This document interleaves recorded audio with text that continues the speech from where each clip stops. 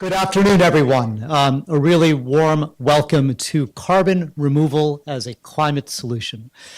My name is Manish Bapna. I'm the Executive Vice President here at the World Resources Institute. It's great to see so many familiar faces. For those who may not know, the World Resources Institute is a global research organization.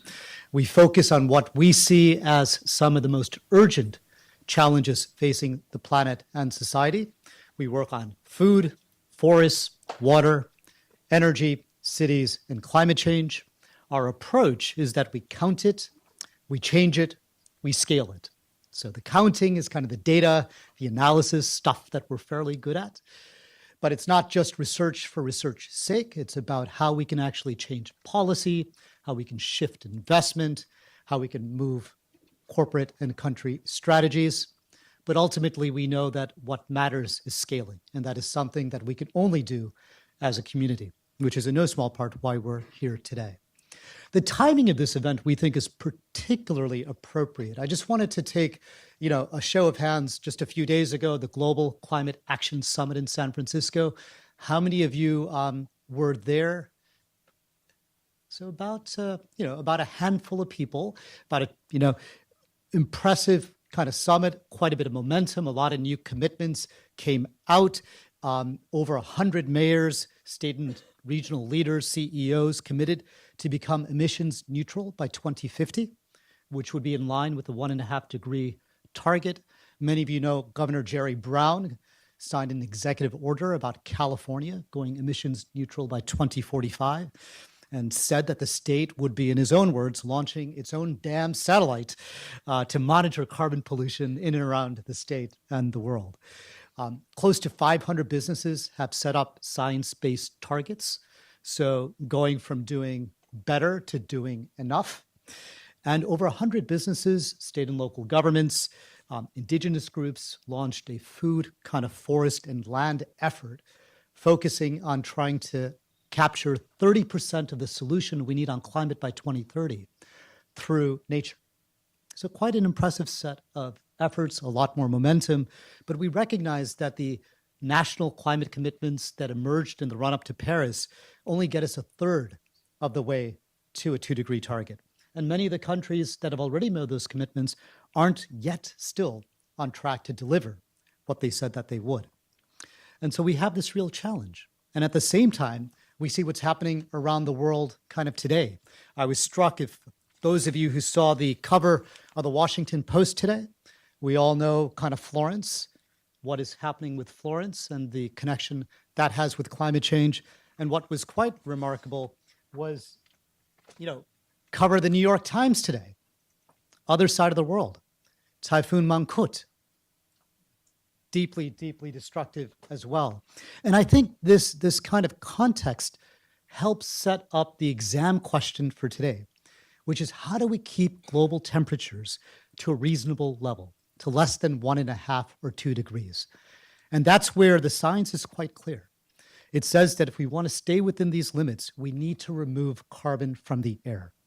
Nearly all the models that are out there recognize that mitigation pathways, about reducing carbon, won't be enough to achieve our Paris Agreement targets. And most of the models that say, here is how you get to 1.5 to 2 degrees, rely significantly on carbon removal as a technology. Despite this, carbon removal remains a fairly significant kind of sensitive issue. It's a bit of a flashpoint in the climate community more broadly. And that's why we thought it would be incredibly important to take some research on this topic that we're going to share with you momentarily. But before we do this, we thought it would be interesting to take the temperature in this room on carbon removal. So we have, we're going to experiment here with a little technology. We have a little audience poll that we'd like to kind of check with all of you. So we want to ask you, all of you, take out your phones, go to, this is the one time where it's okay, while someone is speaking, go to slido.com, right? sli.do.com and enter code 350, number, hashtag, just 350, right? We're just going to take a couple of quick questions to kind of get a feel for where you are on this issue of carbon removal. So just give people sli.do. Sorry, yeah.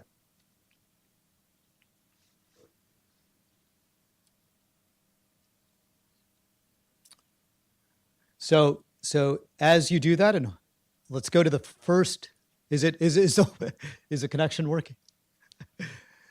Yes. Okay. Great. So the first question we wanted to ask you: how familiar are you with carbon removal?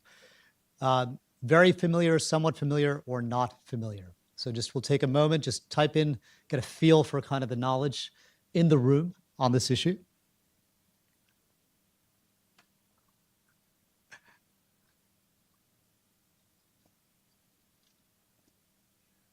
So it's a pretty informed crowd here. About half the people very familiar, about close to half somewhat familiar, and almost no one not familiar. So Jamie, you know, you got a real lift in the next part of this presentation, but that is great. So that was the softball question. So the second question: how much of a priority should we place on carbon removal? So the three kind of options we have here are basically a really top priority. Look, we need to work on this now. This is as important as mitigation is. Got to get moving on it. The second kind of, it's important, but look, a little bit of a, we don't want to kind of detract attention from mitigation issues. So important or kind of a low priority. This is a bit of a distraction. We're going to take our eye off of what's most important, which is reducing emissions today, the moral hazard question.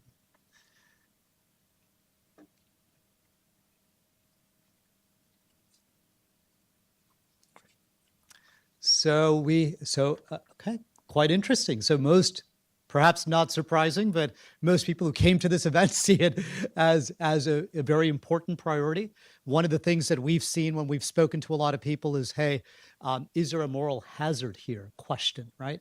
That if we focus on carbon removal, will we displace attention from reducing emissions? We believe that one needs to do both. And there's a variety of reasons why we can do both without taking away from either. Jamie's going to get into that in a bit more detail, but so we're with you that we think that this is should be an absolutely important priority. So third and last question is, what is your top concern about carbon removal? Is it about safety issues? Is it about cost issues? The ability to scale? Concerns about technological limitations, or you don't know? So what is the biggest challenge you think we face with carbon removal?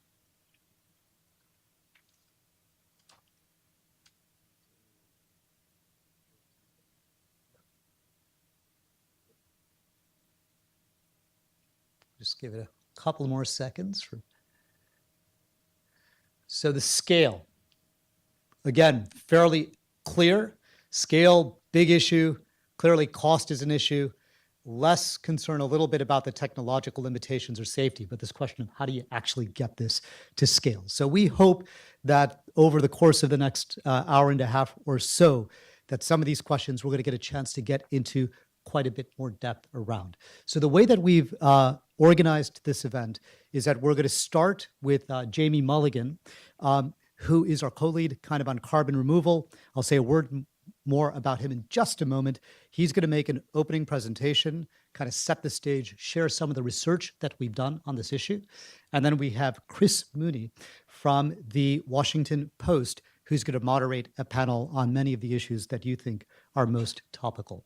I do want to actually call out and say a special thanks to a number of people who helped pull this together and make this happen, both for their intellectual support and beyond. The Linden Trust for Conservation, I think I saw Larry Linden there, wanted to thank him. Would like to also recognize the team at Carbon 180, Julio Friedman of Carbon Wrangler. And we've been through this research, actually consulting with dozens of experts, both in the United States and beyond. Much of what we share from you is not just the product of our own work, but really the guidance and intelligence that you provided as part of that research project process. So thank you. So now I'm going to turn it over to Jamie. Jamie is an associate in our Food, Forest, and Water program. He's been helping lead our work on carbon removal.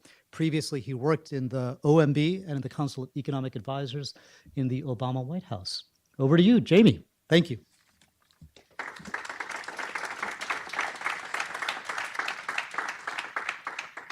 I think we definitely have some selection bias in the crowd today, but I have to rewrite my talking points. Okay, so thanks for joining us today. Our team at WRI spent much of the last year digging into carbon removal and its prospects here in the United States. Today, I'm going to give a high-level tour through our assessment. But first, I want to thank our co-authors, Gretchen Ellison, Kelly Levin, Colin McCormick, Rebecca Gasper, and Alex Rudy, and really the scores of people who spent time with us on this topic, especially the folks at Carbon 180 and Julio Friedman. All right, so why are we talking about this? Well, the math is quite simple. The Paris Agreement established temperature targets, 1.5 to 2 degrees Celsius warming over pre-industrial levels, and that's when things start to get really dangerous. There's really only so much more greenhouse gases we can put into the atmosphere before we blow our budgets for those targets. That means we need to bring the global economy to carbon neutrality, and we may need to get there as soon as mid-century to hit the 1.5 degree target. This illustrative scenario is consistent with 2 degrees warming. Now, the first imperative, of course, if we're going to stop climate change, is to reduce emissions as quickly and deeply as possible, and there's really no way out of this. We need transformation across our global economy. But there's now a second imperative. And the latest science is indicating that we must also remove carbon dioxide from the atmosphere at a large scale. And there's a high degree of confidence on this point. The vast majority of 2 degree scenarios rely on the removal of several gigatons of carbon dioxide each year in order to hit that target. A gigaton is 1 billion tons. The US emits about 6 gigatons a year. The models deploy carbon removal for a couple of reasons. First, we expect some sectors will be difficult to mitigate entirely. Think aviation, livestock, various industrial processes. So carbon removal puts carbon neutrality within reach, even if we struggle to completely mitigate those sectors, and that plays out in these models. And second, there's a risk that we overshoot the trajectory to our temperature goals. That risk is real, and we need to ensure that it doesn't happen in the first place, but if it does, we need good options, and carbon removal could help us get back on track. And that plays out also in some of these models. Now, no model is perfect, and the exact balance between emissions reduction and carbon removal over the course of the century really isn't knowable. This is a bit of an unknown. If we're more successful in reducing emissions, then the gap we have to make up with carbon removal would be smaller. If we're less successful or if we delay action, the gap we have to make up with carbon removal would be bigger. And if we want to hit a lower temperature target, 1.5 degrees, we'll also need more carbon removal. So despite that uncertainty, the weight of evidence across modeled scenarios tells us to expect a need for carbon removal at the gigaton scale, and that's why we're here today. But how do we do it? Is it even possible? How would it work? Our team assessed a number of approaches and technologies commonly referenced in the literature. They gave me 15 minutes, so we'll get the helicopter tour of these, and you'll have to actually read our working papers to get the detailed exploration. I'm going to start with the more familiar land management approaches, including how they work and the kinds of policy that we'd need, and then we'll turn to technology. Forests, of course, already pull a lot of CO2 out of the air. This is happening today, and thank goodness, we'll be in real trouble. We can expand forests, and we can manage existing forests to enhance carbon removal.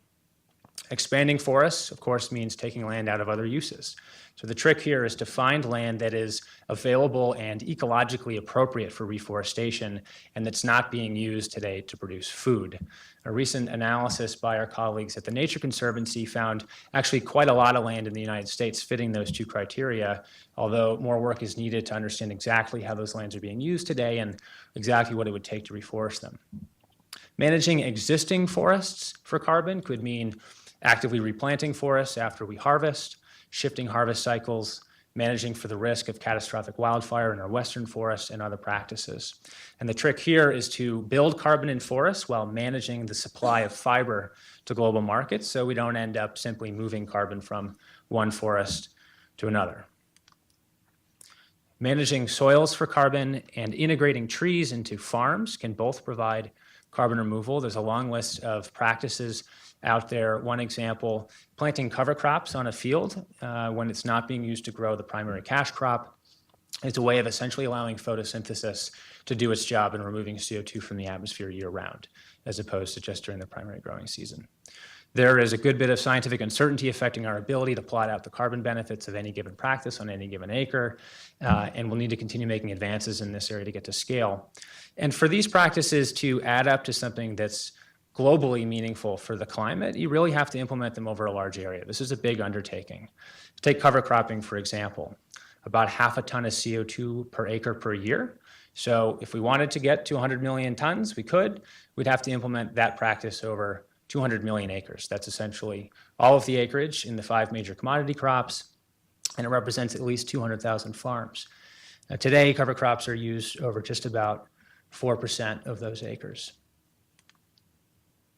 Now, we've covered the conventional approaches in the land sector, but scientists are also working to develop plant varieties that sequester more carbon, including deep-rooted crops that would access water deeper in the soil profile, that would enhance resilience to drought, would also deposit more carbon into the soil.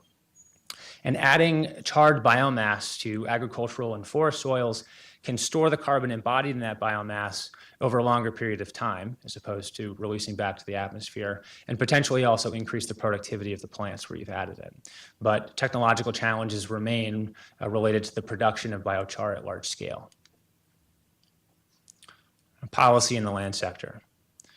Now, there's real potential here, but getting there will take concerted policy efforts. And first off, we need to provide the support that landowners need to manage land for carbon.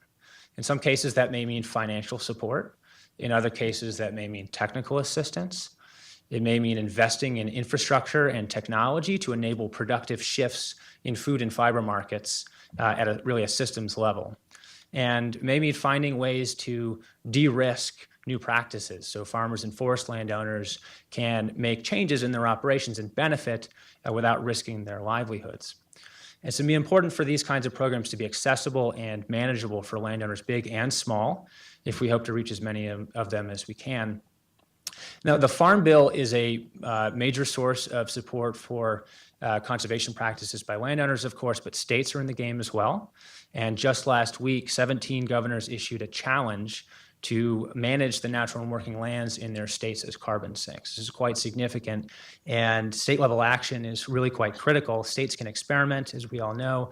State programs can serve as models for uptake in federal policy, or even as implementation vehicles for future sources of federal funding.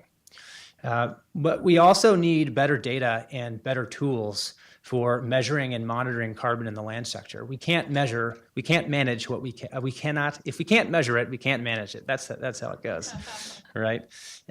We already have a measurement network for forests in the United States, the Forest Inventory Analysis Program. That program could be strengthened. We need the corollary for soil carbon, and we need to be linking what we're learning on the ground with what we can see in satellite data so that we can improve the granularity and timeliness of our capabilities for predicting and tracking carbon flux over time. Now, the land management options are really quite critical, and they're actionable now, so they can help us buy time within our diminishing carbon budgets. They can improve agricultural productivity and profitability. They can increase resilience on the landscape. They can protect air and water. And they can be pursued in ways that not only increase removals, but also reduce emissions from the land sector. Those policy approaches can go hand in hand. In other words, take your pick of reasons to do this. And the prospect of investing in forests and farms for the carbon benefits that they provide is really the prospect of investing in rural communities across America, potentially opening up the door to a more inclusive climate action. But unfortunately, they're not enough. There are two ways to look at this. First, the rate at which we could get carbon back into trees and soils globally appears to fall short of the rate of carbon removal needed, even by 2050. Second, the models are telling us that over the course of the century, we may need about as much carbon removal or more than we've lost from deforestation globally since 1750. That's from the National Academies of Sciences. In other words, we'd have to get more carbon back into the land than we've lost. And that math should take should prompt everyone, as it did us, to take a hard look at the technological options as well. And here we are. Direct air capture is a technology that scrubs carbon directly from the air and stores it. Multiple companies have working direct air capture systems. Despite a lack of public investment in the technology, costs appear to be on a path to lower levels than previously estimated. Captured CO2 can be stored geologically, and we have considerable geological storage capacity in the United States, although each site needs to be individually validated. Captured CO2 can also be used. We can upgrade it to a carbon neutral fuel. We can make bike frames. We can make sneakers out of CO2. We can make building materials, which is more likely to be a larger market for use that provides long-term storage. And although direct air capture is relatively expensive, it's actually difficult to pinpoint an upper bound on its technical potential, assuming we're willing to pay for it. And cost is the constraint today. As costs come down and our willingness to pay for climate mitigation rises, a key factor in the deployment of this technology will then be energy. The technology takes a lot of energy, and the energy needs to be low carbon, preferably zero carbon, for the life cycle accounting and the economics to pencil out. Just to illustrate, 1 gigaton of direct air capture with today's technology, 1 gigaton is about 15% of US emissions, would require about 7% of total projected energy generation in the United States in 2050, 7%. Bioenergy with carbon capture and storage, or BECCS. BECCS is the process of using biomass to create energy and capturing and storing the carbon released in the process. Now, BECCS is too commonly viewed as the use of dedicated energy crops as fuel for the power sector, and because global modelers plug in BECCS to mimic the effect of carbon removal in global emissions pathways, it's created a misconception that we could actually achieve several gigatons with BECCS alone. And we need to rethink BECCS. First, we can use BECCS to displace fossil fuel emissions in the industrial sector and the transportation sector. It's not just a power sector technology. Now, second, once you account for food security, protection of natural ecosystems, and competition for land globally, the opportunity to achieve net carbon removal with proper accounting by planting dedicated energy crops is really quite limited. There's real complexity here, but the takeaway is to temper expectations. BECCS can also run on waste feedstock, either literal municipal waste or agricultural residues or forest byproducts. Using these feedstocks doesn't directly remove more carbon from the atmosphere, but could result in a larger net transfer from the atmosphere by collecting and storing more carbon from the landscape that would otherwise be decomposed and returned to the atmosphere. There are logistical and accounting challenges here, but there's also real potential in the United States. The costs of BECCS can vary dramatically depending on who you talk to, the technology, the sector, the feedstock, whether the full life cycle effects are accounted for. Direct air capture and BECCS are the most commonly referenced technologies, but there's actually a much broader field of options out there, and we're highlighting just two here. The first is enhanced weathering. I actually have a core sample here from a pilot project in Washington State. This is basalt rock, and CO2 has been injected into the ground where this rock was residing, and the white speckles here are carbonate. This used to be CO2. Some minerals, like what's found in basalt, naturally react with CO2 and turn it from a gas into a solid. There are actually many different sources of reactive minerals and many different ways to enhance or accelerate the reaction with CO2, either in the atmosphere or in the ocean. It's difficult to say at this stage how this approach might take shape at scale or its total potential, but this is an area where further research and pilot testing could be fruitful.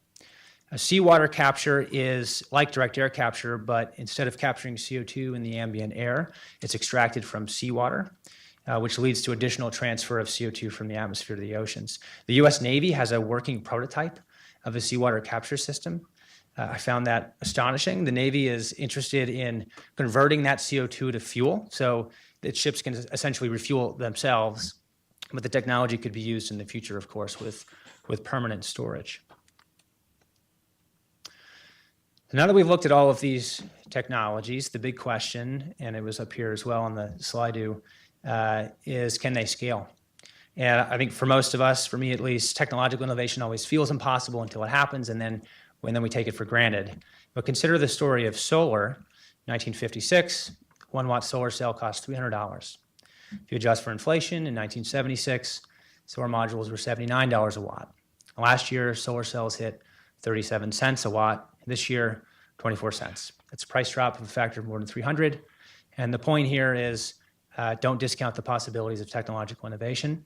And across the portfolio of carbon removal technologies, we see multiple plausible pathways to meaningful contribution to climate mitigation. The policy on the tech side. Three broad categories of action can move us forward. Number one, establishing and funding a significant multi-agency research, development, and demonstration program could help bring carbon removal technologies to maturity in the United States. We need novel materials and optimized system designs and operating procedures to drive down cost. We also need to advance our understanding of how to maximize the full life cycle climate benefits of these technologies and how to minimize any ancillary impacts as we bring them to scale. This is really about creating options so that when we need these technologies at a big scale, we know how to use them wisely and cost effectively. It's a no-brainer. We also need deployment so that we can learn by doing. And these technologies will require federal and state incentives to support deployment. And that could be procurement policy, tax policy, subsidies, or other measures. And lastly, we have a lot of infrastructure in this country that emits CO2 to the atmosphere. And not just power plants, but also cement manufacturing facilities, oil refineries, biorefineries.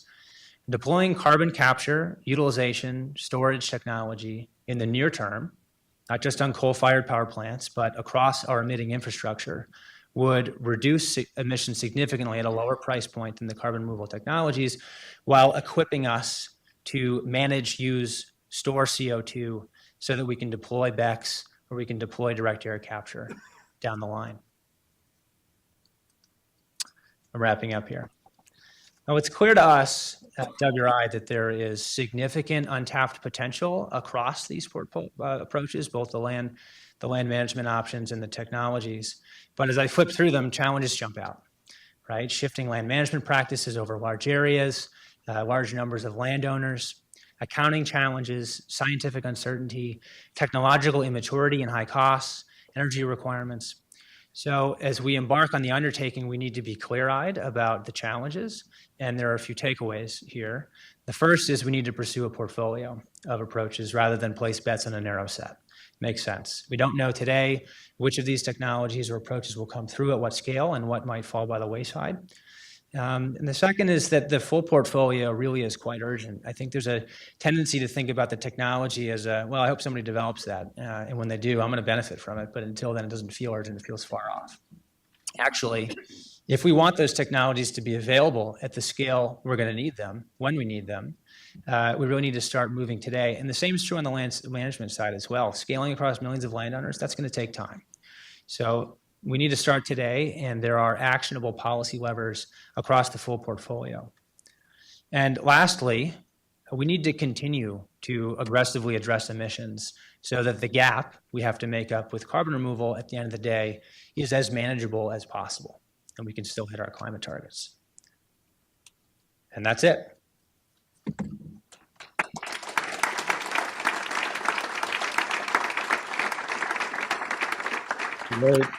Thank you, Jamie. Quite incredible. In 15 minutes, he distilled quite eloquently a year's worth of research. If you haven't seen the work, there's several working papers that are published. They're on our website. I encourage you to do that.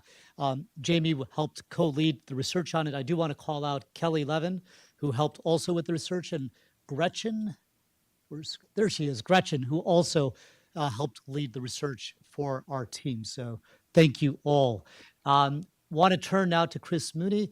Most of you know who he is, covers climate and the environment and energy for the Washington Post, previously used to work with Mother Jones, and prior to that was a freelance author, freelance reporter. Parents were both college English professors, and in part which inspired him, I think, to write 4 books already, including one called Storm World, Hurricanes, Politics, and the Battle Over Global Warming. Chris, turn it over to you to help moderate the panel. Thank you. Warm welcome. Thanks very much. Let me introduce the panel and bring everybody up. I'm going to have them each give a really short prepared remark, but we do have time for like 2 minutes of what they think about this. I say that because there'll probably be 5, and then I'll ask some questions, and then we will take some questions from the room, and those will be submitted again on sly.do number 350. We already have some. I'm not going to be taking them yet, but that's where I'm going to be taking questions from. So heads up on that. So let me introduce the panel here. First, we have Kelly Levin. Come on up and sit here. She's a senior associate at WRI's Global Climate Program, focusing on supporting countries designing and tracking their climate commitments and planning for long-term decarbonization. Next, we have Gianna Amador. She's co-founder of Carbon 180, where she coordinates the research and operational work of the organization. Sorry, I'm flipping the pages wrong. Then we have Dr. Klaus Lochner, who directs the Center for Negative Carbon Emissions and is a professor at the School of Sustainable Engineering in the Built Environment of the University of Arizona State University, and he is actually removing carbon from the air. I've seen it. And finally, Betsy Taylor, president of Breakthrough Strategies and Solutions, which is a consulting firm in Tacoma Park, and she has a lot of experience in philanthropy and nonprofits, and is also currently focused on the potential of agriculture to sequester carbon. So, if in the order in which I introduced you, if you guys wouldn't mind just giving your take on what we've heard so far, and anything else that might inspire you, including the polling results, maybe whatever inspires you, and then I'll dive in with some questions. Sure. First, thanks so much. So I want to talk about risks in the context of carbon removal. And first, the risk of not pursuing this. We've already seen catastrophic impacts all around the world with 1 degree Celsius of warming. With the climate change commitments under the Paris Agreement, we're looking at 2.7 to 3.7 degrees of warming. That's why countries came together around the 1.5 and 2 degree targets to limit warming. And for the 1.5 degree target, what we're seeing in the science is that in addition to significant mitigation emission reductions, 3 to 7% a year, which is totally unprecedented, a tremendous volume of carbon removal is necessary to be able to reach those targets. For the 2 degree targets, large majority require carbon removal. And for the ones that don't, if you have delayed action, you're pretty much locked into scenarios with carbon removal. So just first, a significant risk in terms of not pursuing carbon removal. Some could suggest that the models are just a best understanding of costs and technologies today, and a lot will change, and that's very true, but definitely a risk of not paying attention to it. And there have been some more studies seeing if you take some of the costly changes to behavior and population that are really a big departure from what we're doing right now, that you still actually require carbon removal to limit warming to 1.5. So first, a risk of not pursuing this. Second, a risk of not pursuing it now. And we know that carbon removal is really about creating options. And for risk management, diversification is really important. And if you fast forward 20, 30 years, we want to keep these options open. To do this at a large scale would require, on the land side, managing millions of acres differently, on the technology side, R&D, CCS and utilization markets, and this all takes time. And third, the risk of just not doing this well. We are looking at a scale of carbon removal that is at an unproven scale. If we do this badly, very significant negative impacts to relating to food prices, to ecosystems, to biodiversity because of indirect land use change. We can also make bad investment choices because we don't get the accounting right. So just in summary, 3 different risks. One, of not doing this, a risk in terms of not doing it now, and then a risk in terms of not doing it well. Great. John? Oh, sorry, yes. No worries. I'll keep this one, and you guys, we'll figure it out. Okay, perfect. Hi, everyone. I'm Gianna Amador. I'm the managing director and co-founder of Carbon 180, which was an organization previously called the Center for Carbon Removal. When we founded the Center for Carbon Removal 4 years ago, no one was talking about carbon removal. And we made it our mission to talk about carbon removal and to bring awareness to this issue and say that carbon removal isn't and just sort of a fun idea for us to think about or worry about, but it's actually something that we need to realize, and then we need to get to scale. So I was really, excited to see those poll results at the beginning of this talk, because it shows that you guys know what carbon removal is. You at least have some familiarity with it. And now we need to move the conversation from what is carbon removal, why do we need it, to how do we actually deploy these solutions at scale. I think there's a huge opportunity in the US for us to lead on innovation around carbon removal, particularly to have bipartisan action on climate and to build new constituencies around climate change. So I'm excited today to move that conversation from why do we need carbon removal, what is carbon removal, to how do we actually realize this vision and bring those solutions to scale. Great. Yeah, let's pass this down. And I'm already looking at questions from the room, and I'm not going to ask any yet, but there is a function here where you can vote questions up and down, and if they get voted up, I'm more likely to pay attention to them. So, Okay. go ahead. I think my name just changed to no one. 20 years ago, I've said we have to remove that carbon and work on it very hard. Actually, 25 years ago, I got into direct air capture in 1999, and before that, I said we have to find a place to store all of that carbon. So before I get into one thought I'm allowed to have, let me have a little pre-thought, which is that we are actually fairly optimistic when we give numbers how little we have to remove and how easy this is at some scale going to be. I would like to point out that in the last IPCC assessment report, in the policymaker summary, the IPCC points out that the probability of not exceeding, they say it somewhat backwards, not exceeding 2-degree warming will not be small. In other words, we are breaching that, the low probability, which is somewhere around a third maybe, if the greenhouse gases in the atmosphere exceed 450 ppm.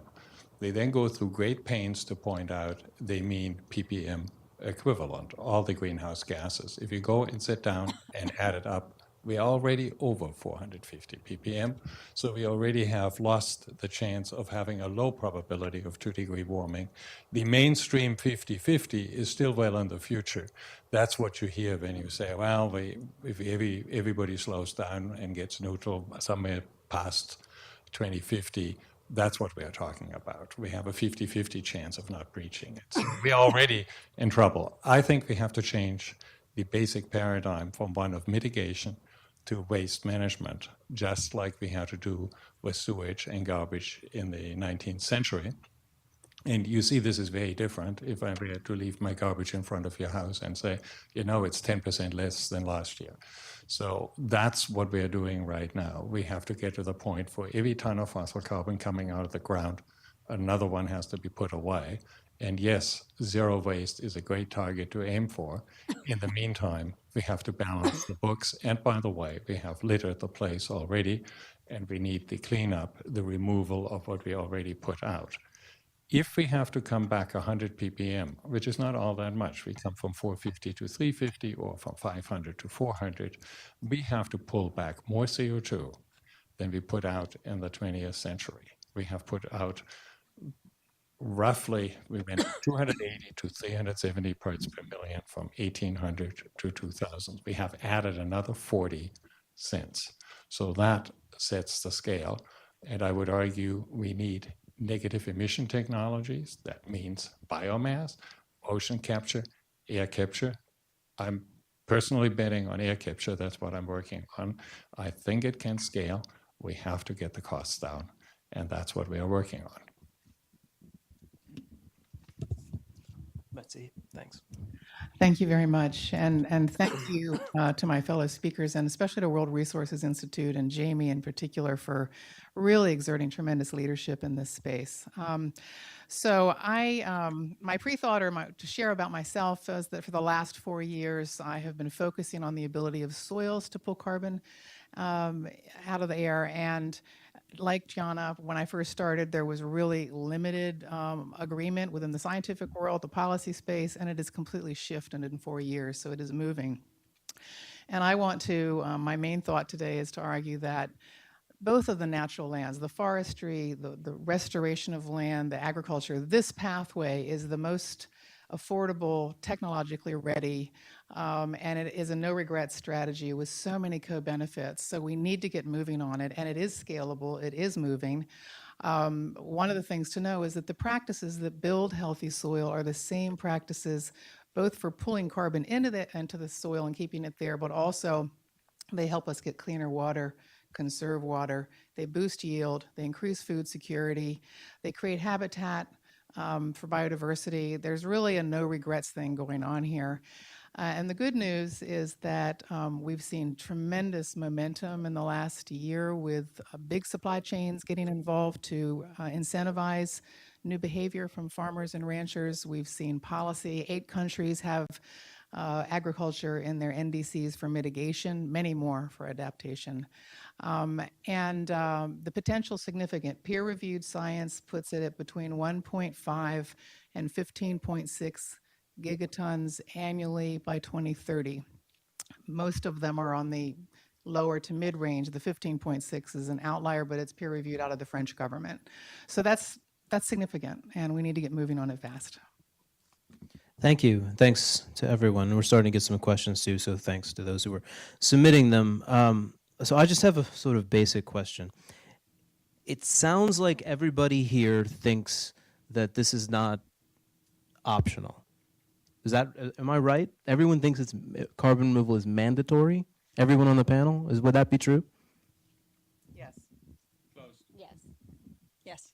I just want to get that all on the record, so yeah. Yeah, I mean, I think maybe we'd have different responses a few years ago, but given how much we've eaten into the budget, I think the math shows that this is necessary, certainly for 1.5. For the large majority of scenarios, for 2, it's necessary. And if you delay, like we're on a path to delay right now, it's necessary.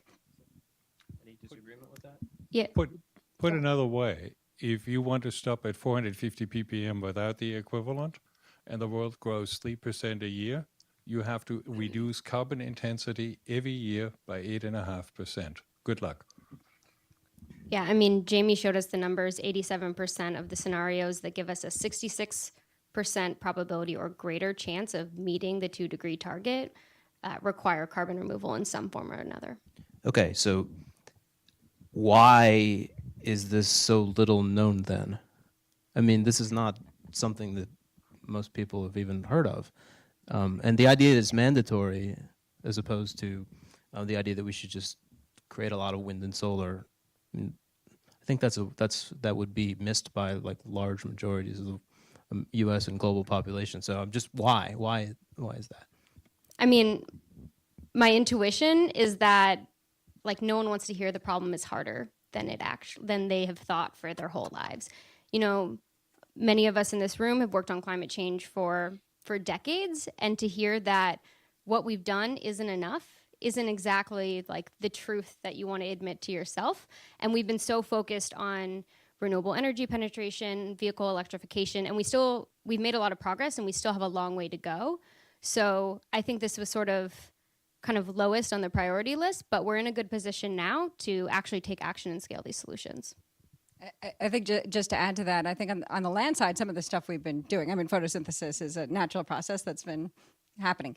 On the technology side, I think there have been recent technological developments. I mean, Klaus is, as I said when he walked in, he's truly the father of carbon removal, has been, you know, decades ahead of us, but there have been significant technological breakthroughs just in the last few years. And I think that we probably haven't, the situation hasn't been as dire as it is now when people are actually digging into the models, digging into the math, and actually looking at what are the assumptions in there to see, do we have a fighting chance of avoiding some of the worst climate change impacts? Yeah, I would just add to that, Chris, your writing is what's propelling a lot of this. I mean, we're in a very nonlinear situation with the climate, and you know, I was with the 1.5C authors about a month ago, and they put our shot at about 5%. I mean, 5% chance of staying under 1.5 or getting back to it. So I think there is this newfound sense of urgency. We need all of this, and I think there's also a sense that some of the other technologies that are coming down the pike, which are riskier, could be pushed onto the system faster than they should be, and these applications all need to move. Yeah. And I just want to say, when I said mandatory, what I meant is mandatory in light of the Paris 1.5 and 2, right? That's what I'm in that context, and that's what we all mean, I guess. Well, it comes down to a pain threshold, right? I'm a dumb physicist about this. Eventually it'll hurt, and then we will pay whatever it takes. But in the meantime, 2 degrees is probably tolerable or barely tolerable, and if we get there, we really have no choice anymore. If you ask me, could we handle 5 degrees? How would life feel like then? Well, maybe then we'll pay any price. But I do think the technology options also are in part difficult to accept because they started life as saying, look, we have all that fossil carbon. Wouldn't it be nice to have a way of just getting rid of it? So the waste management paradigm, in a way, allows this. Nobody tells you can't have a bathroom at home, but you do have to have a sewer system, right? So in a way, that has put it in a position that people say we don't like that. And that would have been a great discussion to have in 1980 because we could have solved the problem without ever having to bury a ton of carbon. But right now it's too late. I think we live in an overshoot scenario where we also have to think about it differently. We will not asymptote to a value. We will have come back on the other side, which also means how much CO2 we have out in the next 30 years really matters because after that we come back over the hump, and how much we exceed the threshold and how long we do that will really matter. When the polls were taken earlier, everyone in the room thought the biggest challenge was scale.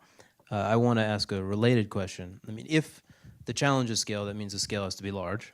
If the scale has to be large, does that necessarily mean that there's going to be, no matter what particular technology you're talking about, there's going to be some other environmental problem that results because you're dealing with such a large scale phenomenon, whatever you're talking about? I mean, we've seen the studies with BECCS where it leads to huge amounts of water and land and trees and fertilizer and pollution. Is that true of every single one of these scenarios just because of the size of the problem? I would argue no, we might not all agree on this, but with agriculture, I know the Food and Agriculture Organization of the UN, the state of California, our own USDA have listed a set of practices that build healthy soils. And our soils, about a third of the world's soils are degraded. All the practices that sequester carbon also build healthy soil to boost yield, to improve water. I mean, agriculture is the #1 cause of water pollution in this country, of the red tide off the coast of Florida. So there's not a lot of regrets. I mean, when you talk about the land mass needed for BECCS, that is a very different proposition. But I think the scalability is how do we reach as many farmers and diverse landscapes as fast as possible. And I think just to add to that, on the DAC side, for example, the land requirements are nowhere close to what BECCS are. There have been some studies. So DACs requires a lot of energy, and the question is, how do you get carbon neutral energy for DACs? And if you were, for example, to do solar, then it's a question of land availability for solar. But if you were to do it through some other means, then it's just really constrained to however you're powering it. But I think the footprint of these different technologies is very, very different. And the risks associated with indirect land use and harmful to food prices and ecosystems and what have you accordingly. But if you go 2 gigatons a year, nothing is free. And if you think about it, if you want to absorb 100 ppm in 40 years, you have a negative emission rate, which is equal to our current positive emission rate because we are going up 2.5 ppm a year. So the scale is easily in the tens of gigatons a year. And at that scale, we are approaching 10 billion people on the planet. We are not free. And you could argue in biomass too.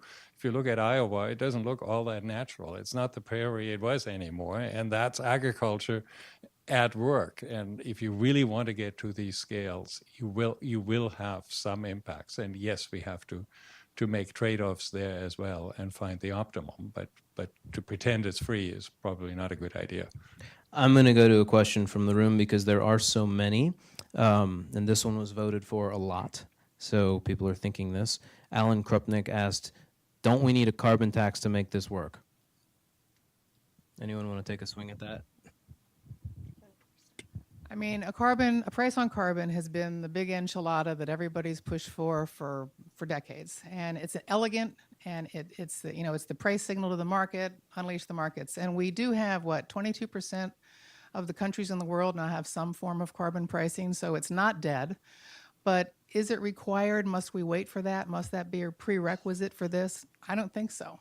I think a lot of the models are built on that assumption, but we don't have time. And will we get the price high enough? So we have to keep pushing on it. It's part of emissions reduction, but there are other ways to incentivize. In the case of landowners and farmers, there's other ways to incentivize them. It's not ideal, but we can't wait for a carbon price. Yeah, I would just add to that no, we don't need to wait for a carbon price, and that's because we're already incentivizing many of these solutions today. On the land use side, there are incentives in the newest farm bill around EQIP that incentivize soil health practices. Many states have policies that are incentivizing carbon sequestering practices. At the federal level, there's a tax credit for utilizing and sequestering CO2. And so these are effectively implicit prices because the government is paying for these practices, but it's not an economy-wide carbon price. And that's actually how we've incentivized renewable energy, vehicle electrification. So we're not limited in the policy levers that we use, but policy can be a powerful tool to scale. I guess Want to address? Yeah, go for it. I was just going to say, just to add to that, though, as you look out in the future, when we're talking about doing this at scale, it certainly would make it a little easier. Yeah. Yeah. But let me give you a slightly different model, and I come back to the waste management. I pay a company by the same name money to get, and they perform a service, and the price is set because they are competing in this particular case with other companies in town. What's underlying it is a regulation which says if you have garbage, you must get rid of it. It's not. So the price then becomes a competitive issue. And I would actually argue, take 45Q, the $50 per ton of CO2 you can get for sequestration. You imagine having three partners now. You have the government saying, we'll give you $150 for putting a ton of CO2 away. An oil company which says it's strategically in our interest to have liquid fuels, which may be synthetically made from CO2 and photovoltaic energy, and we want to prove that we can do that. We pay another $25. And you, the environmental activists, are willing to pay the last $25 and will put a button on the pump you can press. If you press that button for 22 cents, which is the $25 per ton of CO2, you can buy that gallon of gasoline, and that is now carbon neutral. So you could combine the price from the government, the strategic interests of an oil company, and the environmental effort to make that happen if you wanted to at a price which is not different than many of you pay for green electricity. So next time you fill up a car, ask for the CO2 to come back. It's 20 pounds per gallon. Sorry, I just wanted to add that these incremental policies today, while they may not get us to scale, they can show people what is possible and the fact that they can win from climate action. For example, farmers aren't always your greatest climate champions, but if you show them that they have something to gain from a carbon tax, you have more people who are willing to fight for a carbon tax instead of against a carbon tax. So we've covered this in various guises. And one of the things we've covered is when there's a new, some kind of large-scale plant that's doing something at least related to carbon removal or is actually doing it. So there's the ADM plant that's basically taking carbon out of the ethanol making process. There's an active CCS plant in Texas. Do you view these as the beginning of something, or are these sort of experiments that may not be continued? How are we supposed to, because these are very large, essentially facilities. Maybe it's the beginning of scale, or maybe it's not. The ADM plant is special, but I think scrubbing power plants is a very different story and has to happen in parallel. If you take the waste management, why in the world would I let it out in the atmosphere and then run after it? Personally, I believe that all these old power plants are stranded assets because you can never make them cost efficient, and this is a real big boost for renewable energy to come in as soon as there are carbon regulations. But I actually think that direct air capture in many of the photovoltaic energy, renewable energy, and also soil carbon actually happens in small batches which is replicated over and over. The scaling comes by numbers rather than in big units. I don't see 100 million ton CO2 capture plant. I see lots of small ones, and maybe they become like wind farms or solar farms, very large in a location, but the individual units will have to be mass produced. This is how photovoltaic got 300 times cheaper than it was in the 50s.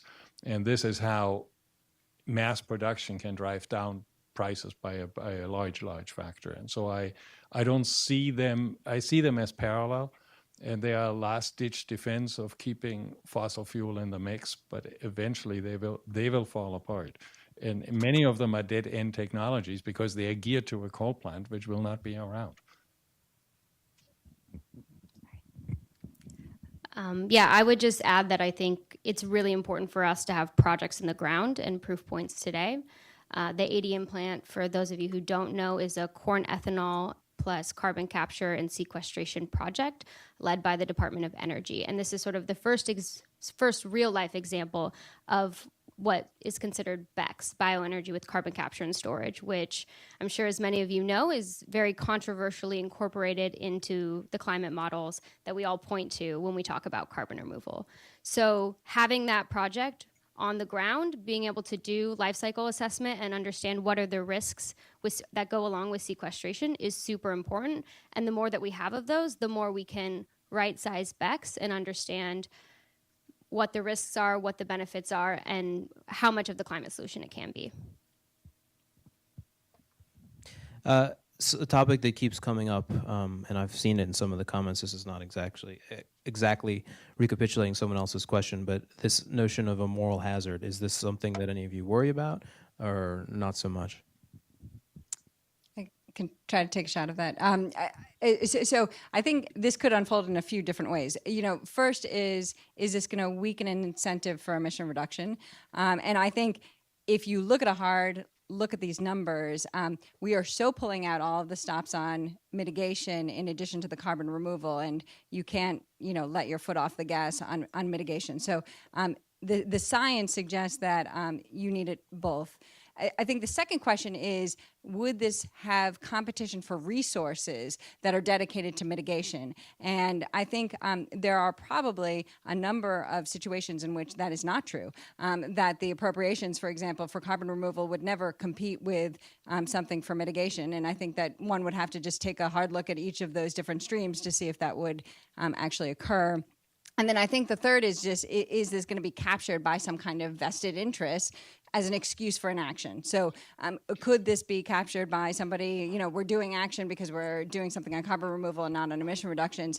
The same could be done for the environmental community, saying we don't want to touch anything related to carbon removal because of the purported risks regarding BECCS, for example. So you could have it either way, and I think how that plays out is probably going to be very context specific.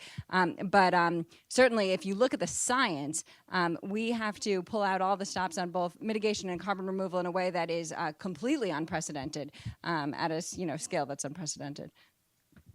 I mean, the only moral hazard I can see in the context of agriculture is that you have a lot of large agro-industrial interests that line up to make very marginal changes for payment. And there is some of that happening. But what I'm seeing more is that across all kinds of agriculture, including the big export commodity operations, there is a recognition that our soils are degraded, that yields are down, that the inputs are killing us, literally. And so I don't see it as too much of a moral hazard. It's something we need to call out, though. There needs to be transformation in the sector. I think the moral hazard also cuts both ways. But to begin with, if you have power plants which say, well, then the polluter actually is in the position of saying, I have to fix it because I do it on the site, and therefore I control how fast this happens. If you have negative emissions, whether they come from air capture or oceans or biomass, you can say, well, if you don't want to do it, you pay for this. And you'd be surprised how fast they can do it themselves, because they can do it more cheaply if they are properly incentivized. So I think the moral hazard in that sense cuts both ways. But the other, let me give you an example. I see us driving in a car way too fast down the highway, and there's a sharp curve coming up. And at this point, it's not a question whether we hit the guardrail. We will. The question is, will we take off a fender or roll over? And somebody in the back seat is saying, you guys, don't step on the brake. That's energy inefficient. Don't do that. Right? And we have no choice anymore. This was a good debate to have in 1980 when we could have solved the problem. We now have an overshoot, and we have to take it back, which also means we have to find storage for roughly, if it's 100 ppm, it's roughly 1,500 gigatons of CO2, which have to go somewhere. Yeah, not to throw another analogy at you guys, but I think it's really helpful for me when we're talking about moral hazard to think about another analogy, which is if you're trying to lose weight, you can do so by dieting, which would be sort of our traditional mitigation, like wind, solar, renewables, vehicle electrification. But you're going to get to your goal a lot faster, and the results are likely going to be a lot more permanent if you exercise too, which could be the carbon removal piece. So I don't think it's an either or, it's a yes and to really meet our goals within the time scale that we need to fight climate change, you're going to need both. I'm going to blend together two questions because they're related, and this includes the most popular question yet, which is who pays? And then another question said, should it be public, private, et cetera, which is basically the same thing. In the end, it's you and I, right? Whether we pay it through taxes or whether we pay it directly. I have always said, if you look at fossil energy, we're digging it up, we're converting it into energy, and then we just dump it in the atmosphere.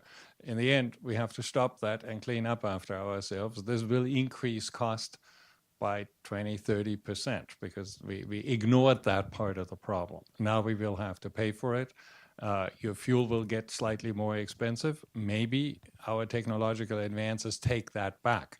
So at the end, I could imagine that synthetic oil from CO2 taken from the air and photovoltaic energy could come out cheaper than oil, petroleum. It may not, but I think we as a society can afford paying it. If it really costs you in the end $30 per ton of CO2 in the long scale, that's $1 trillion a year effort. That's a big industry, and somebody will make money on it, and we end up paying for it. I just say a couple quick things on that. One thing that's obviously happening now is that some of these practices are from the agricultural sector are getting tied into state and regional cap and trade systems. So in California, the Healthy Soils Initiative that was passed, next year there'll be 15 million moving to farmers and ranchers in California. And part of that, not all of that, part of that's from a green bond, part of that is from cap and trade. There's also the supply chain. I mean, Unilever, Danone, General Mills, Mars, a bunch of these companies are now paying more to farmers who are building their soil to sequester carbon. And that's a huge move, and that's coming from consumer pressure. But I just want to argue in the context of the earlier question on climate, on a price on carbon. We need to be thinking of bigger, huge interventions right now. We've got to get out of the predictable spaces we've been in for 10 or 20 years. And I've been talking to Jamie about the possibility of a major infrastructure plan for the next Democratic, front runner and slate, ideally, where we would both transition off fossil fuels and restore our land and have a real focus on rural development jobs, which could have a bipartisan focus. But we need bigger ideas. Even if we fail, we've got to go for it. I think just to add to that, I do think that there is a significant role for federal R&D, and I think that we've seen that be able to drive down costs of a lot of technologies before, and then also just to be able to incentivize deployment so that we can do some more learning by doing, both at the state level and the federal level. So definitely, a role for everything. So if this is, we already talked about how everyone on the panel seems to agree that the this is mandatory if you accept the Paris climate goals and want to achieve them. And it implies something happening at a really large scale such that government would be aware or involved. So therefore, what are the politics of this in the United States? We know that climate change is a polarizing, politically divisive issue. Is carbon removal going to be the same, or is it going to be different somehow? Anyone want to take that? Okay, I can start. I think we're not seeing that sort of same gridlock that we do around traditional climate solutions as we do with carbon removal. Klaus and I both have mentioned this tax credit called 45Q at this point.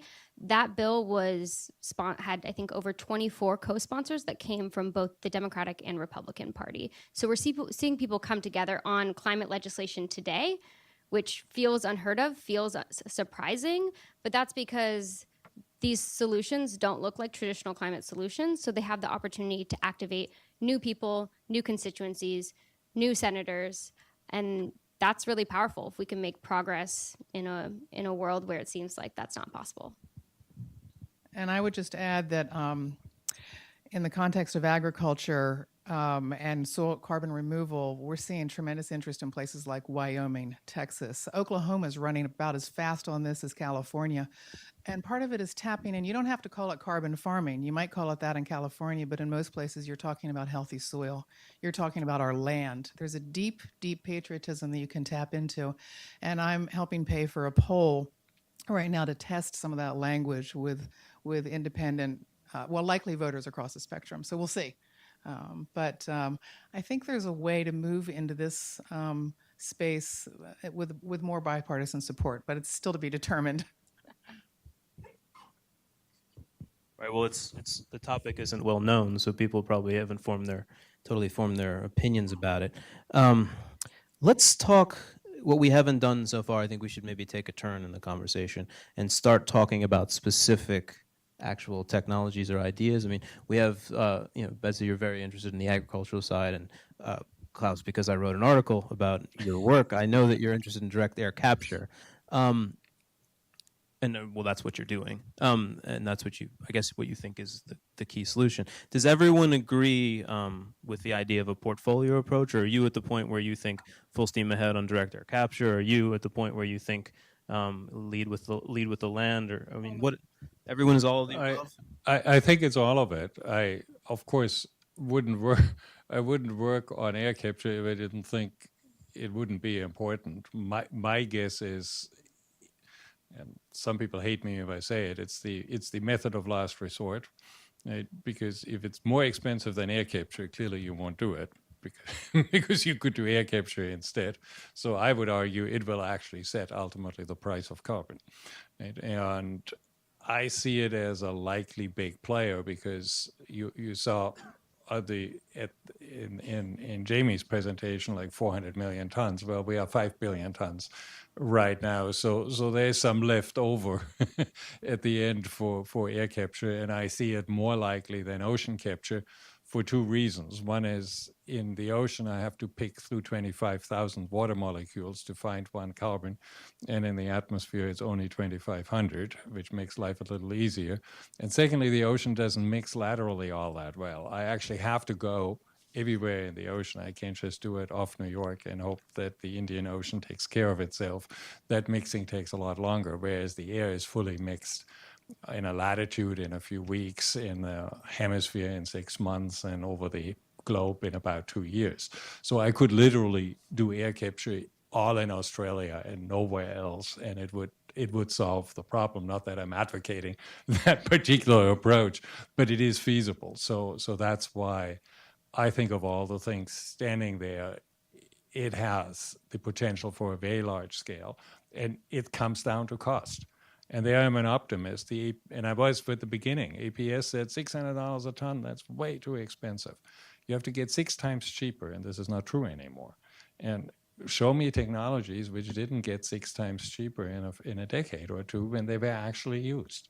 To get from 600 to 100, and right now, if you look at the companies who are doing it outside semi-commercially, they are between $100 and $300 a ton. So we already gone the first factor too. I think the portfolio of solutions is critical. If you've read the WRI reports and you saw Jamie talk today, they each sort of have their pros and cons. So it's important that we pursue a portfolio of them so we're able to effectively manage those risks that come with deploying each of those solutions. Climate change is going to require an economy-wide transformation, and we can't do that transformation without solutions that touch every sector of the economy, which is what you have with carbon removal. Food, forests, transportation, electricity.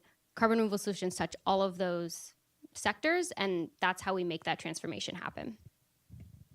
I think just something to add on the numbers. I think Jamie might have gone through the statistic. So if you look at the amount of carbon that's been lost since 1750, it is basically the upper range potentially of the land sector of replacing all of that carbon, which is basically in line with what models might suggest would be the volume for 2 degrees. And for 1.5, it's even much more. So, certainly a mix of technology side and land sector, if you think that we're not going to be able to pull out all the stops to actually replace all of the carbon lost on the land.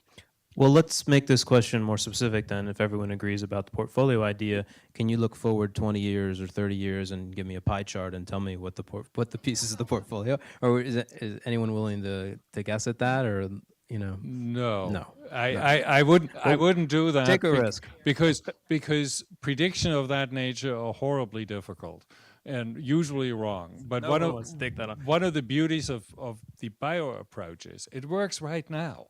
So we have no excuse not to get started, right? Then we come along and say, well, we are still a little too expensive. We need some help to get over that price, that cost hump. But in the end, what we promise with air capture is scale, right? You can have 1 billion cars, so you can have 100 million of these units, right, which each pull a ton a day, and that would be as big as current emissions. And that would fill a size, if you put them all in the same place, of the state of Arizona. Again, I wouldn't suggest we do it that way, but the scales are manageable from that perspective. The industry you would need, these are container-sized units. Shanghai Harbor is processing 30 million containers a year. If you want 10 million units, build 10 million units a year, this will, in the last 10 years, will settle at the 100 million units we talk about. From an industrial perspective, it is not large. You want to take a crack at that? No, I was just going to add that I think it depends on the year that you're asking, right? Because I think, as Klaus said, certainly the land options are available right now. The science suggests that at a certain point, because of reversion and saturation, you have the land kind of stabilizing a bit, and then the technology options kick in terms of carbon removal, especially because you're going to need a lot more R&D and bringing down costs on the technology side. So that pie chart is going to probably change over time. But so land goes first. Everyone kind of feels that way about it. Yeah.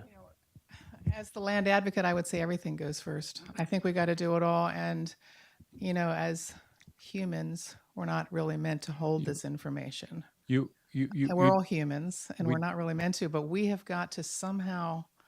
I really appreciate Larry Linden's sense of ferocity on this, and I feel like we don't have to have the pie charts. It will be a distraction to have the pie charts. There's been a real preoccupation with it, and they're wonderful. But right now, the house is on fire, kids are inside. We don't need to measure the hoses. We need to move them. Yes, and I would argue we all have to work as fast and as hard as we can, because this problem is already in slow motion. Assume best case for air capture in 5 years from now is really ready to be mass produced. It'll take a decade to build up, or two, which you see in all other industries. Cars took 2 decades.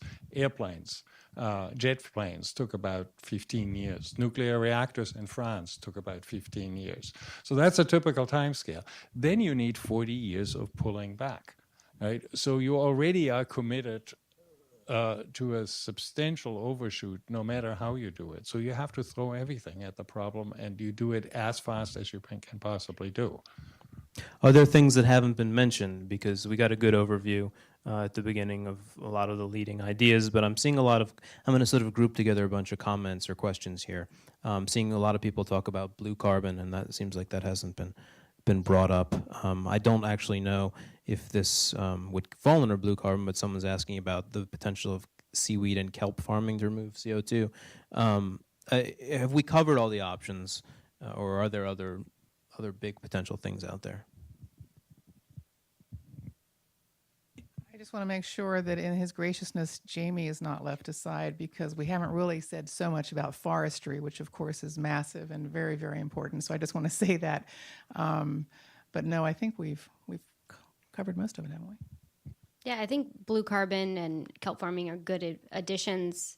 Back to the last question, I think we're really bad at predicting innovation.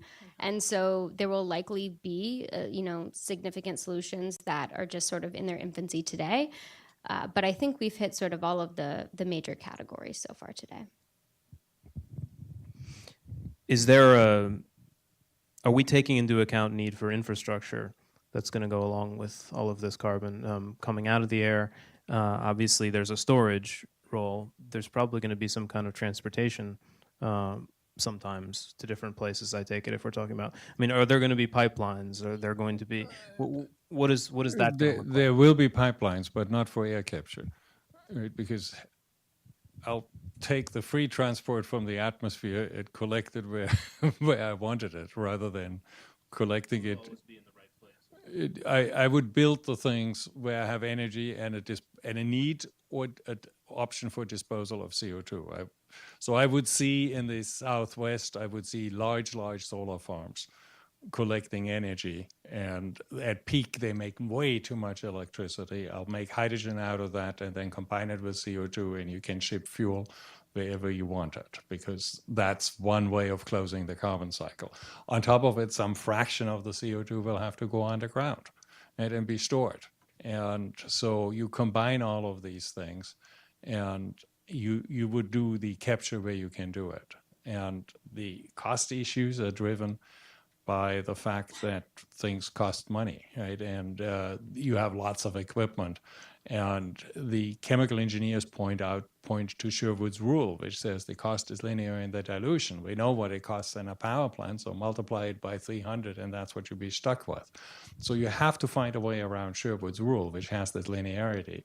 And the way to do that is if you actually look where it comes from. It's because the first step of touching everything is typically what costs you all the money. If you make a metal, you grind and crush rock, you dig up rock, you crush it and grind it, you run a flotation, you get rid of the tailings, and that is 95% of the cost. So you don't really know whether you made platinum or whether you made copper. The cost was in that first step. That cannot work for air capture. So I actually don't see the picture WRI has of all these big blowers. We are going to be passive. We are standing there in the wind like a tree and let the air blow over it rather than bring the air to it, because we can't afford doing that. So we stand there passively, and that's how we would have to reduce costs. And I think that's the kind of innovation it will take to drive costs down. And we are working on it. Others are working on it. And I think that's how it will happen. I think for geologic sequestration, either from point source capture or for direct air capture, we're likely going to need pipelines just because of the scale of the problem, though we could also utilize that CO2 in permanent products, so it still results in sequestration rather than sort of a circular economy where that CO2 would be released back. So we can actually capture CO2 and utilize it in cements, long-lived plastics, and so as much as we can offset the geologic sequestration component with those valuable products and provide an economic case for capturing CO2, I think that's a really powerful lever, but that isn't going to get us to scale. And just to answer your question bluntly, yes, we'll need a lot of infrastructure. And then just something to add on transport for BECCS. So if you're going to limit BECCS to those feedstocks that aren't going to lead to land use change, and let's say you're going to go after municipal solid waste or ag residues or what have you, that likely will lead to more transportation needs accordingly. And this may be a little different in the agricultural world, but yesterday I was on with the Carbon Neutral Cities Alliance, the 20 most forward-thinking cities in the world that are committed to zero carbon. And they're trying to do a game changer with agriculture, capturing all food waste, capturing all animal waste, repurposing it as compost to move it back out to the farms. And the data shows that's huge for sequestration.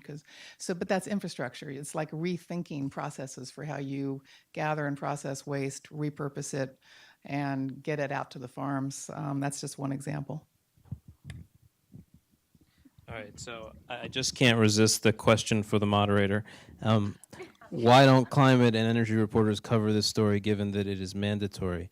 I mean, I don't think that's true. I feel like people do cover. Well, I wasn't talking about me. I don't know if it's aimed at me, but it seems like it is covered. I mean, maybe not as much. But I would say that I think that it would be covered more if there were there would need to be two things: either policy hooks, like some big UN goal, or whatever it is, some big state goal. Those tend to be the kind of hooks that make people write about things, or just developments of major new plants and projects would undoubtedly be covered, especially big ones. So, but if everybody on this panel is right, those things are going to happen. So. Let me take another question here. Gina Hall asks, is there a business case for this? How do we harness private sector investment? Hard to imagine we'll get there with only public sector funding it.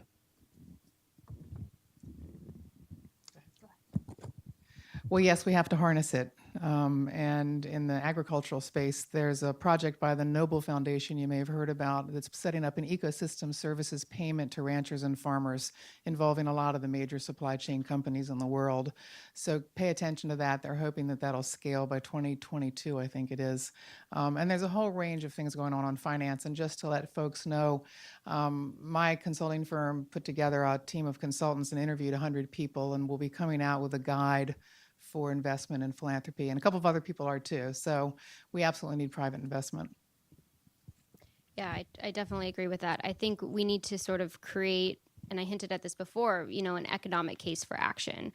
Carbon is a waste. It is contributing to climate change, but it also makes up the world around us. So the extent that we can use that and harness that to build our soils and increase our yields, or to make our building materials and power our cars, as much as we can do that, the more we think about carbon instead of a liability, but now an asset. And I think it's going to take a lot of private investment to get us there and to scale. Right now, there are a lot of corporates, from food companies like Annie's to carpet companies like Interface, who are thinking about how they incorporate these solutions into their supply chains today from a corporate social responsibility perspective. That's really promising, and it can give a really important first market for some of these solutions that aren't at scale today, but can just slowly be incorporated into the supply chains. But ultimately, I think policy is going to be needed to take us to scale. But private sector investment can definitely be sort of a first market push.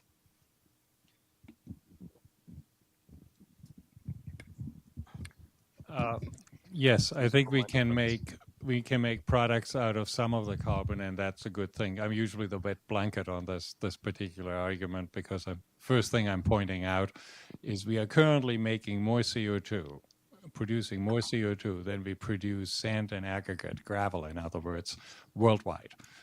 We exceed that, and I have a very hard time believing that we can make all of that useful. So a fraction of it will invariably become a disposal effort.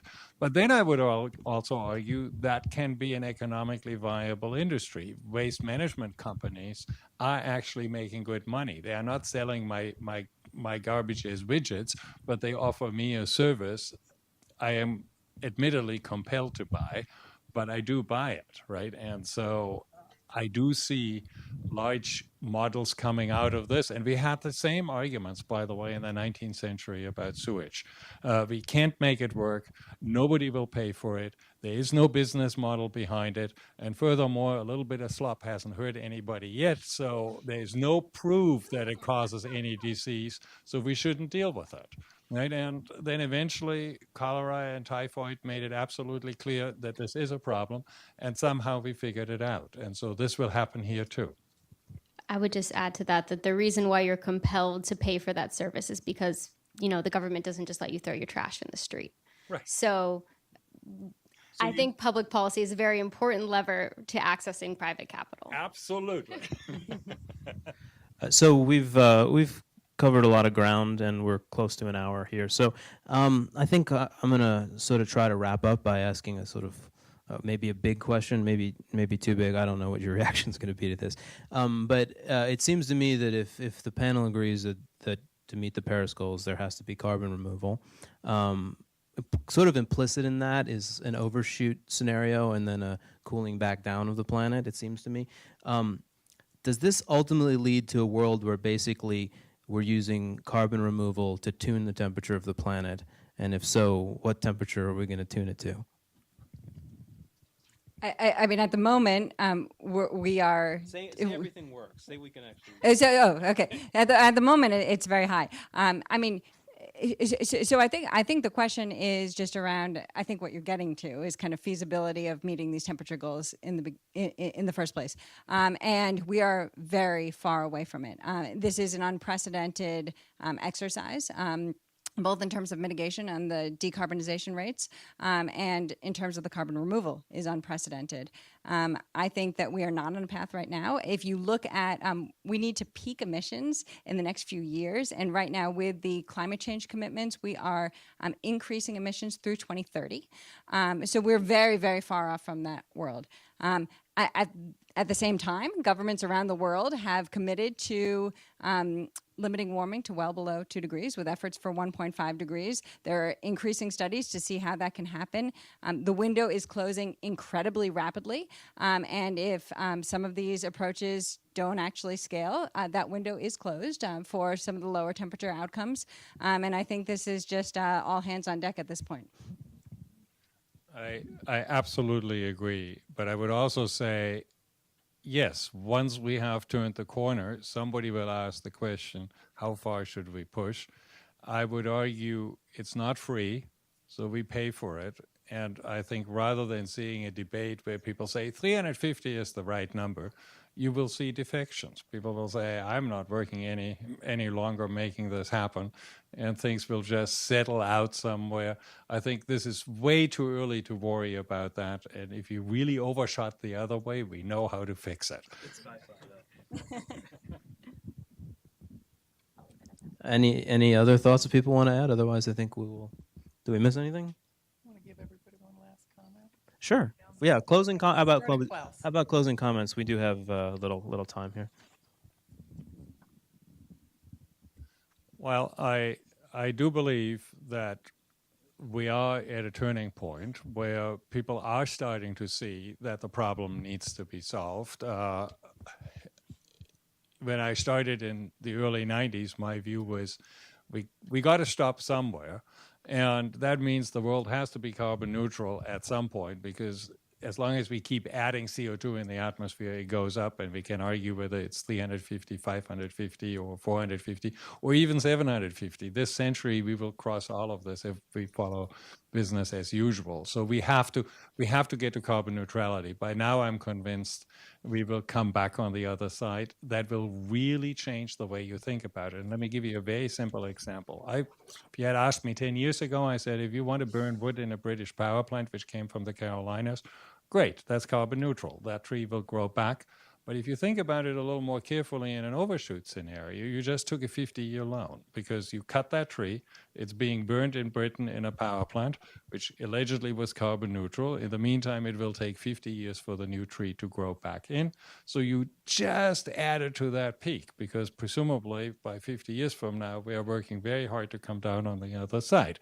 So I have a very different outlook on this. What I'm pointing out, if you try to balance system in an overshoot scenario, it's very different than if you think about this as we just have to stop. And somewhere we will put on the brakes and hopefully we stop before we hit the wall. Right? But right now, we are going to have to figure out how to come back on the other side. And the damage, the irreparable harm we will do is that time we were over and by how much we were over. So we have to start thinking about the problem very differently. And that's why I'm an advocate of air capture as one of the things. At the same time, we should avoid fossil fuels. As long as you are, if you find yourself in a hole, by all means, stop digging, right? And so we have to work on all of these things in parallel, and we have to find places to put a large amount of carbon. If we come back 100 ppm, that's more than we emitted in the 20th century, and it has to find a place. So I'm typically a very glass half empty kind of person. So I'm going to trick myself and have a note of optimism at the end. I think we've been talking about the scale of the problem, how challenging it is, how risky it is. But if you flip it, this is a tremendous opportunity as well. I think a lot of the building blocks of carbon removal can have significant complementary benefits for mitigation. So if you look at DACs, for example, requiring low-cost energy, if you make investments for that, obviously it's something we need anyway.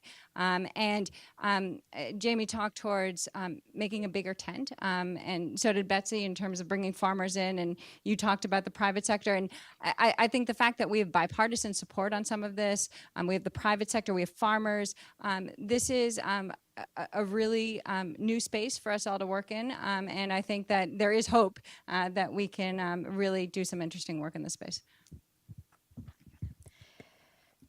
Yeah, to close, I would just again urge everyone to start moving forward from the conversation of what is carbon removal and why do we need it, and actually focus on how do we get there. I think there is a huge deal of optimism around what is a very big problem, but I'm still working in this field because every day I see, pioneers who are pushing the envelope and working to figure this out. I think we can deploy land sector solutions today. We know how photosynthesis works. We know how to actively manage our forests, and we know a ton on the soil carbon side. So we need to start deploying those solutions now, and we need to figure out how to develop and deploy the technological solutions. What Jamie didn't show you guys when he talked about bringing down the solar cost curve is that took 30 years of a huge federal R&D program. And so along with, global incentives for deployment. So we need to figure out how we develop carbon removal solutions in a way that doesn't take us 30 years to just develop them, but actually develop and deploy those solutions faster, because we just simply don't have the time or the luxury of waiting any longer for climate change. I can hardly follow that. I would just say that there are things that can be invested in right now that matter. We really need to nail measurement and verification of carbon in soils. There's 5 projects out there that are dollar ready that are going to get us there. We need to move them. World Resources Institute, I'm not a plant here, but I can say that Jamie is doing an outstanding job. He needs more support to really roll this thing out fast. I would also the same of Carbon 180. What I'm seeing is a lot of young people, young farmers, young leaders. I'm so impressed with Carbon 180. They're kind of operating on a shoestring too. We need to empower these people who are really strong, incredible leaders. There's some other ones that are just high impact game changers. Like if you were at the Climate Summit, you heard a lot about food waste. You heard a lot about methane. We can capture food and animal waste, repurpose it as compost. Compost is not in the global models yet on what we can do with agriculture, but the data coming out of University of California is stunning. So there are some potential game changers, but we got to go.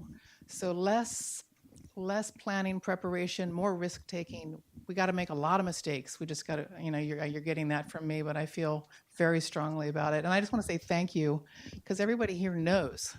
Like you showed up because you actually already know what we're in the middle of. So thank you so much for having that courage. Thanks to the panel.